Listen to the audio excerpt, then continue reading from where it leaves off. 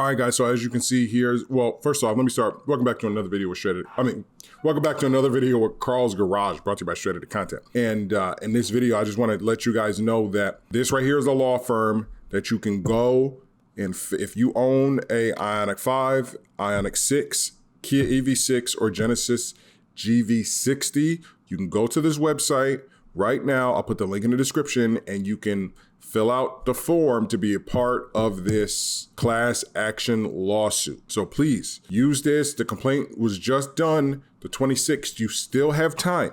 So if you're having issues, and I'll read the issue, if you're having issues with the affected vehicles, Ioniq 5, Ioniq 6, GV60, Genesis GV60, or Kia EV6, please come here to this website, fill it out, contact them, let them know. Even if you're out of state, because this looks like it's happening, this class action lawsuit looks like it's happening in California, but that doesn't mean that you can't be a part of it. I don't know. You would have to ask them. All I can do is just give out this information to you, and hopefully it helps.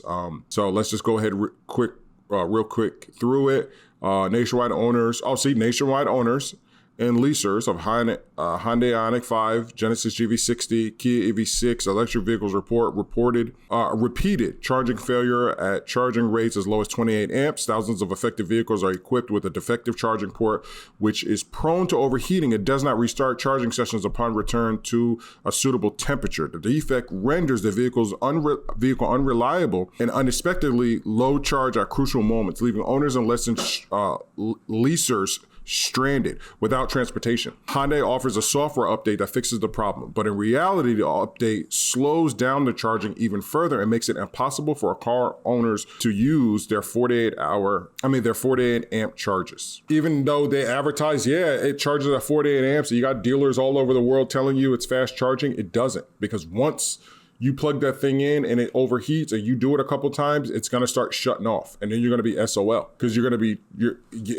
you're basically never going to be able to charge it. It's like if your phone could no longer fast charge anymore. You would never have a charged phone. Your phone's going to have to just stay in the charger in order for days on end in order for it to actually be charged. How do I know if I'm affected? Owners and leasers of affected electric vehicles report vehicle charging sessions repeatedly fail at 48 amps, the maximum rate at which the vehicles are advertised to charge, and as low as 28 amps, the minimum rate. Reports state that charging failure occurs more frequently when outside temperatures are higher and can occur within a little as 30 minutes of initiating the charging session, or a charging session. If your electric vehicle has unexpectedly failed to charge, you may be affected. Charging port defect explained. The charging failures reported by Hyundai, Kia, and Genesis owners are believed to be due to a defect in the charging port design, which causes overheating. We've gone through this with the Kia engine settlement and their issues with the rod bearings, and then the piston ring issues, and now we're here to charging port issues. It's never ending with Hyundai, Kia, and Genesis. When the port reaches a certain temperature,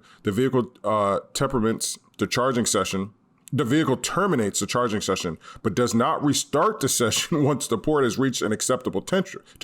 So what's happening is it's shutting off like it's supposed to so that they don't have any engine fires. Lord knows Kia's had enough engine fires. And then after that, it's not recharging. It's not starting back up again. But let me continue to read, because I'll read to you their fix, and it's not any better. This leaves vehicle owners to either consistently monitor charging sessions and manually ensure they complete, or else contend with unexpectedly empty batteries when they return to their vehicles, expecting them to be fully charged. Hyundai and Kia advertise the electric vehicles are charging at rates of up to 48 amps, but owners report charging failure even at vehicles' absolute minimum charging at 28 amps. Some owners report the charging sessions fail daily after a mere 45 minutes, requiring 6 to 8 charging sessions for the vehicle to fully charge. So you're basically having to stand there. No more going to sleep and plugging your car in, not with a Kia, Hyundai, or Genesis product. Hyundai and Kia's fix is insufficient, which we know. They've never fixed any of their problems. Owners and leasers of affected electric cars have reported the defect for over a year.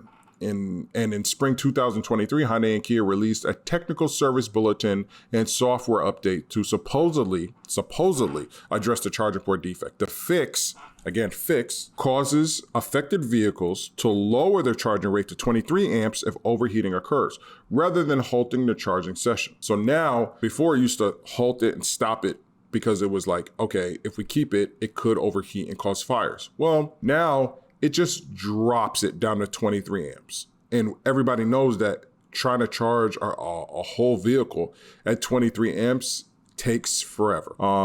Hagens Berman believes that this is not a sufficient solution to the serious defect in vehicle design. Hyundai and Kia advertise their vehicles as charging at a rate of 48 amps, a far cry from the 23 amp rate triggered by the pervasive overheating defect. Purchasers and leasers paid for this capability, and these vehicles do not perform at that level or even close to what was advertised. And then here's some things about what they have to say.